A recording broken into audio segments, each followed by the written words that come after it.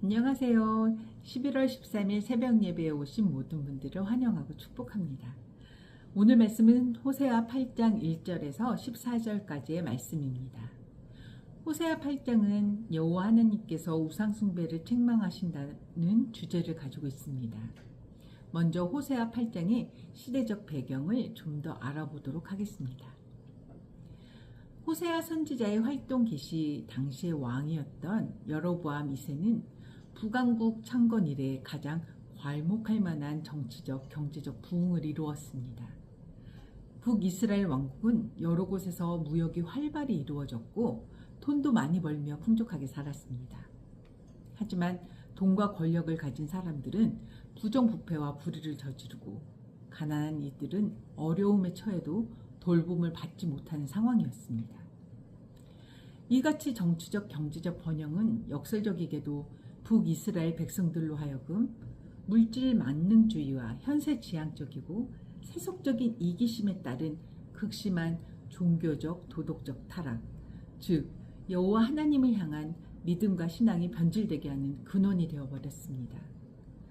이렇게 하나님으로부터 멀어지고 변질된 북이스라엘은 겉으로는 부유함으로 강해 보였지만 정작 내부적으로는 부정부패, 불평과 우상숭배로 인한 심각한 윤리적 문제 등으로 인해 이스라엘 공동체 전체가 균형을 잃어버리게 되었습니다. 그리고 북이스라엘의 왕들과 지도자들은 나라의 안전을 위해 강대국 아스루와의 동맹을 맺으려 합니다. 오늘날로 치면 어떤 나라가 자국의 안전을 위해 스스로 문제를 해결하는 대신 다른 강대국에 의존하며 기대는 것과 비슷합니다. 이스라엘은 본래 하나님을 의지해야 했지만 그들은 다른 나라의 도움을 청하며 하나님을 멀리하고 말았습니다. 당시의 사람들은 하나님 대신 바알이라는 신을 숭배했습니다.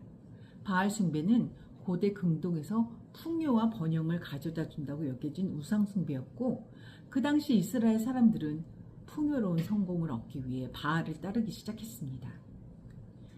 이 문제에 대한 설명은 어찌 보면 너무 쉬운 것 같습니다.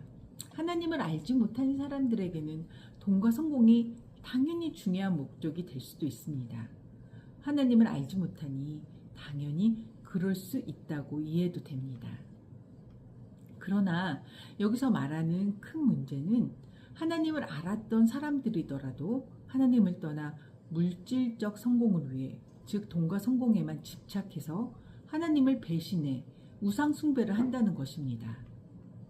그래서 하나님은 선지자 호세아를 통해 하나님의 언약을 지키지 않는다면 심판을 받을 것이라고 경고하셨습니다.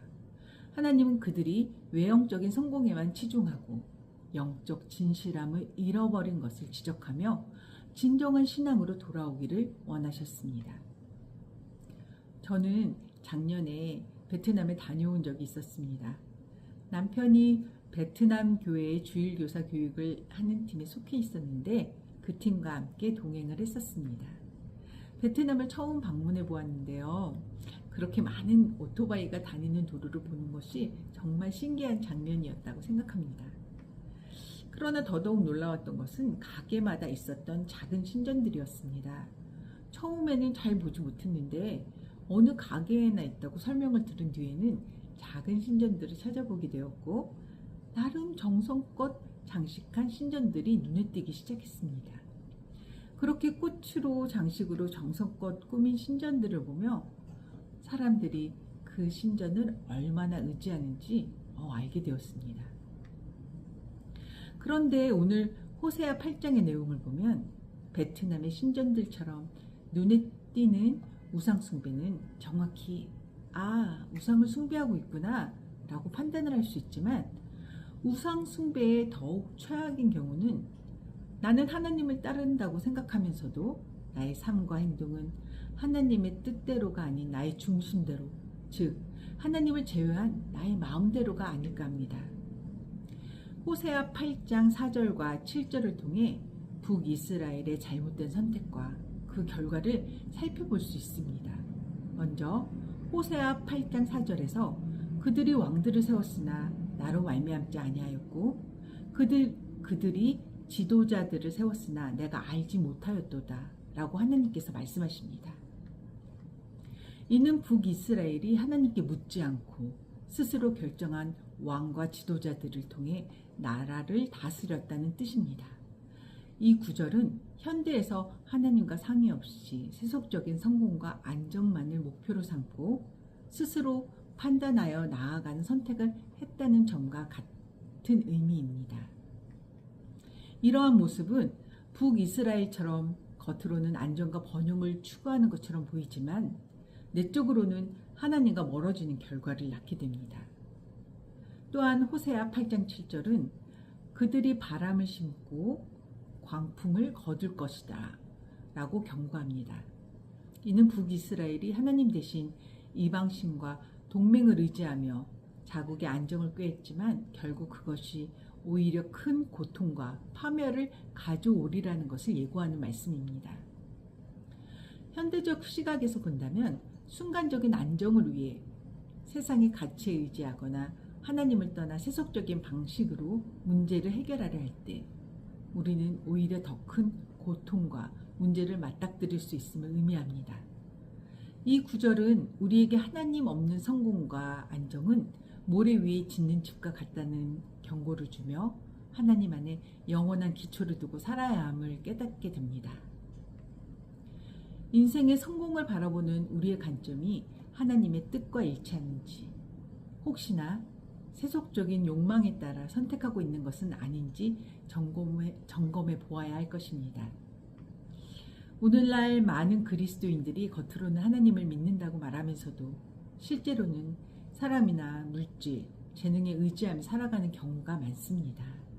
이는 북이스라엘이 하나님 대신 아수르와 같은 강대국을 의지하고 바알 같은 신을 우상 숭배하며 번영을 추구했던 모습과 다르지 않다고 봅니다. 우리는 일상의 중요한 결정을 내릴 때 하나님께 묻기보다는 세상의 기준이나 자신의 판단을 더 신뢰하기도 합니다. 이런 태도는 결국 하나님과의 관계를 소홀히 만들고 신앙의 중심을 잃게 합니다.